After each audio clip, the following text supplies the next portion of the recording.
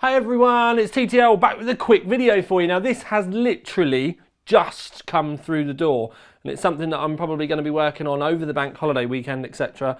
To bring you the full review, hopefully somewhere next week. Now this is the Aorus Extreme 2080 Ti. Now what it basically is obviously a 2080 Ti, but it also has an AIO attached to keep things kind of that little bit simpler for those of you out there that are a little bit afraid of full water cooling and maybe want something a slight bit easier. So you get all the benefits of water cooling, but then you, well, the bulk of the benefits with water cooling, but with a little bit of security out there for those of you that just want something that you can fit and forget. You can see that we've got an AIO over the pump here, and in the main review I am going to be taking the cover off of it so that we can see what's underneath.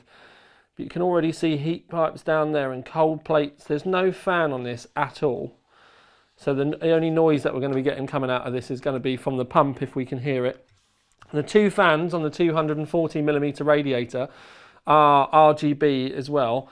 I'm still making my mind up what I think about all the cables, because the cables all go into the GPU itself. But then that does mean all of your temperatures and everything are going to be controlled by one piece of software, rather than having to plug it into the motherboard and all those sort of things. Round the back as well, it's a bit of a connection frenzy. So you've got 3 HDMIs, then you've got 3 display ports, and you still get your USB Type-C down the end as well. So lots of connections on this. For those of you out there with multiple displays, I don't know, maybe you're going to be using it for sim racing or flying or something like that, but lots of connections. Nice backplate as well. And what you can see over here is you do get another RGB Aorus logo.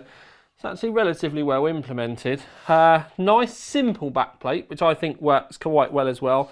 So it's just nice and plain. One thing I would say though, straight away off the top of my head, is this plastic would come out quite easy. So if you wanted to, you could paint this backplate.